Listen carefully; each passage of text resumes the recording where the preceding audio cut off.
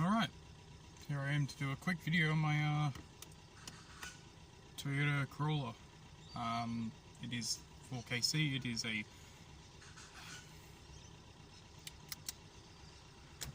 how can I call it? 70 KE model. We're going to drive. We're going to pull out, I'm going to wait for this van. I've been driving this for a bit now and I kind of want to get rid of it, unfortunately. I have too many cars and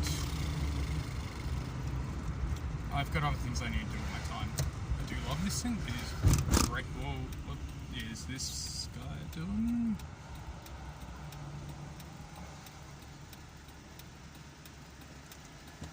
Yeah, this fan's just a bit dodgy. Just tilted last minute like it was going down the wrong way. Anyway, as I was saying, it's a very small car, Corolla, sedan, 4-door, 4KC engine. It's reliable, doesn't take a lot of fuel, doesn't take a lot of maintenance. This one's in excellent condition. It does need new bushings, and you can really feel that with the rattliness of the engine, or rattliness of the entire car, I suppose. As you can hear while driving,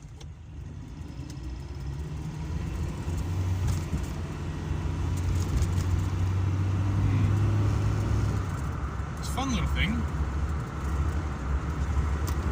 It's got a very good turning.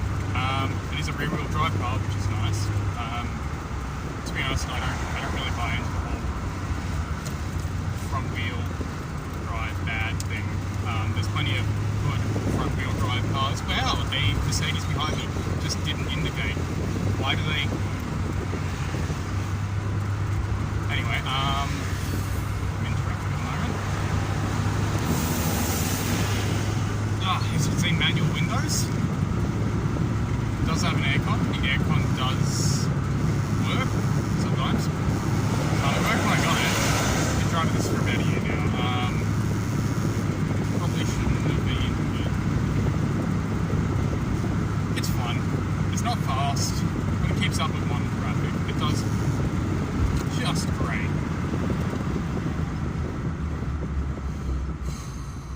It is like a little metal can though, and if I do get in a crash, it's not going to be pretty. The crash safety in these is not great. My other car, my Mitsubishi 380, which is my daily, or was until the whole fuel crisis thing happened, and the fuel economy of it just made it unviable as a daily. I'll be changing to a Toyota Echo soon, getting that from an old work friend. Helped him to get out of Jazz. A Honda Jazz, nice one. You did get everything in the back. They're nice, spacious cars. They feel really big on the inside, which is a big gripe I had with most cars made after around 2008. Is they all feel tiny on the inside.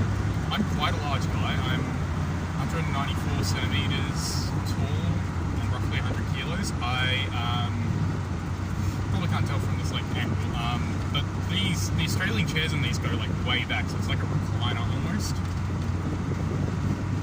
These guys are doing the speed limit way under.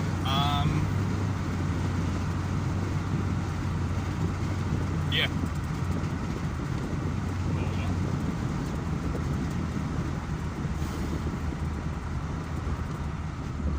So most modern cars I find don't have enough wing space. I get plenty in this. It's a good amount of wing space.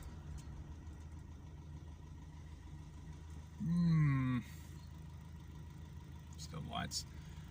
It is a little squeaky, as I said. Those bushings do need to be done. It does need it probably needs a new timing belt as well. I've been pretty good with the oil changes on this. It's a fun little car. I love it. It's carbureted, so you got to warm it up in the morning. Got to use the choke. The old choke.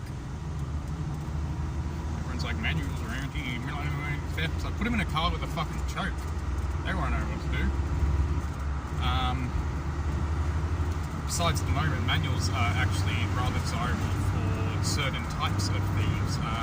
You get your ones that are doing it for money, the parts, like a lot of the Hollands, Condors, but you also get the freaking thieves. So they'll want to essentially strip the car, burn it, and then like sell the parts they can, make money that way. The other one is just youth, but it's not always youth, just stealing them and hooning them around. A lot of them will want the manuals in particular. It's kind of weird.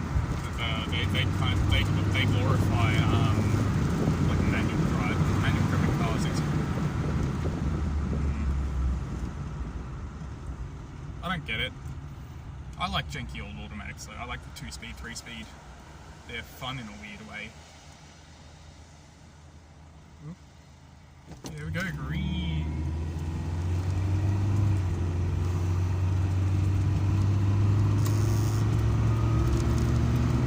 This thing does fine in modern traffic. It is a bit loud, a bit rattly.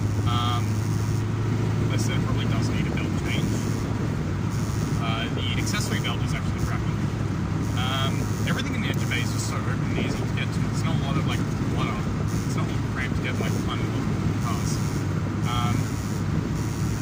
I will miss this. I do love the Corolla. I do love its aesthetic. It's very... So it's just a P70 1982. It is the flat base, not slant base. I much prefer the flat base. Just fun.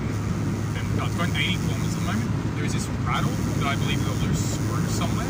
I've been unable to pinpoint it, and I'm saying that I haven't put enough effort into really find it. I'd have to pull off like the dash pieces and blah blah blah. It's either up the top or it's in the dash. It's hard to tell because that big pop hole.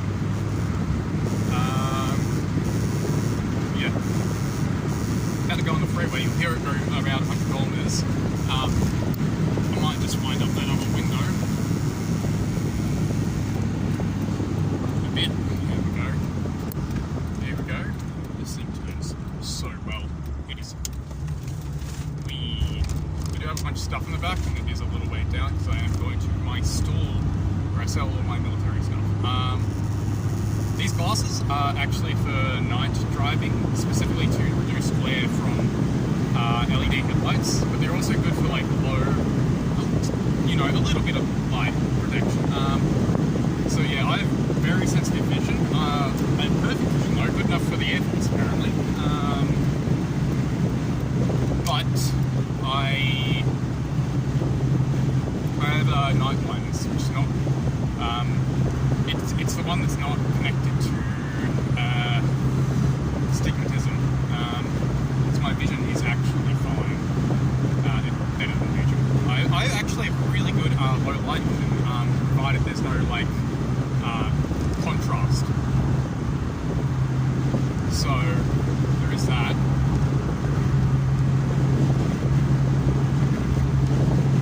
Going 100 kilometers, you can hear the engine going. I do have a bit of a bad habit of fluttering the accelerator. I need to get out of that. Oh wait, that was my exit. I got the Viewey now. That's alright. I can get off on the next one. A bit distracting, I guess. Really do love this car. It's really fun. Oh no, I'm heading towards Frankston and the traffic's getting worse. No. Mistakes were made. Not bad yet. I am near trucks. So this thing is high off the ground, but the total car is lower. The leg space in this is surprisingly roomy. It's not too bad. I have hypermobility, so I'm not too, I don't have a big problem with not having enough leg space. My legs fall easily. But my wing space, I do like my wing space, and I find that a lot of modern cars just don't have that. The Hiluxes we used to use at work, for example, I was fucking squished in them. Absolutely squished. Which is weird, because, they're meant to be a tradesperson vehicle. I imagine they should be quite spacious. They are in the footwell, but that car is... That is some smelly... Are they using black diesel? I mean, in this economy, it looks old enough to use. Yeah, stinky, bad. saying that, my car doesn't have a catalytic converter because it's pre-1980, I forget if it's either 86 or 84 where they became mandatory in Australia. I know in the US they became mandatory in like 1975, I think. Oh, I need to get the other lane. Oh, that's unpleasant. There's a lot of traffic. That's alright, I can get through there.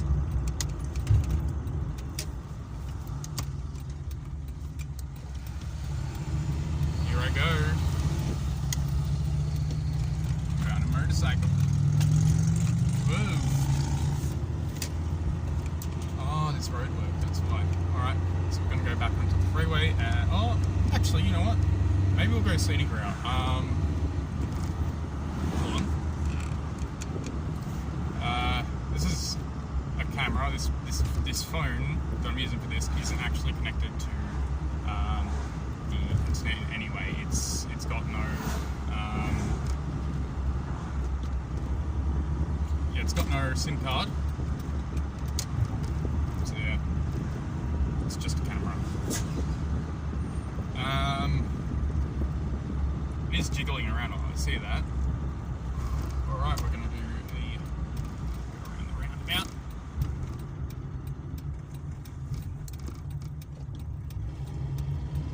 Here we go. It's a fun little car. You got so much control there. I have hydroplane like once in it. I did regain control. That was scary. Obviously I need to be gentler in wet weather, which is hydroplane to my Mitsubishi, my 380, and that was utterly terrifying. And that I ended up hitting the curb, bumping the curb. It wasn't too bad. My car, my Mitsubishi has been a bit funny since then. As in, like, the boot was torn. I believe the you know, the one, the CV joint or whatever. So anyway, that car's on the way out. I need something more fuel efficient, more economic. So yes, I need a two-car solution. I need a small, everyday sort of car, which will be my Toyota Echo. And I need something more akin to a ute or a panel van or a van.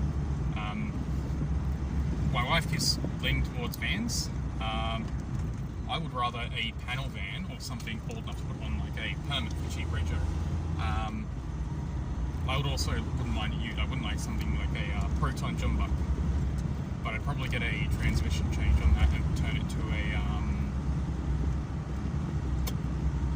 an automatic. I'm not doing hauling in that thing. Yeah, just easier to drive. Well, not this. Yeah, I'm not a big manual person. Can I drive manual? Yes, I'm forced to. It's work.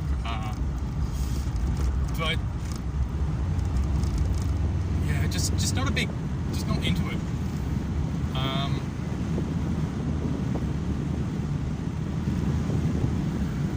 So I will turn off somewhere up here. That looks like a nice spot I could put there. Just get a nice little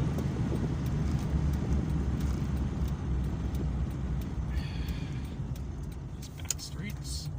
Hopefully there's a park around here. Ooh, I don't need to look at hard rubbish like that. What is that? A vacuum? Weird. Oh no, people walking. How awkward.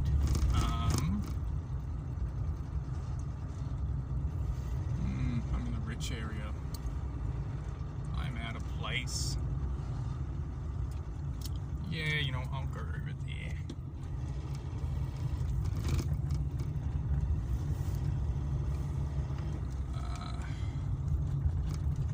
Right here. Alright, that'll do. So I'll quickly just go like a quick show of it. Around 14 minutes, really? Huh. So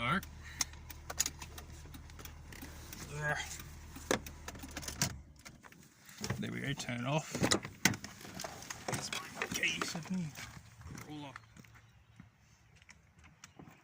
Little man, as I call him.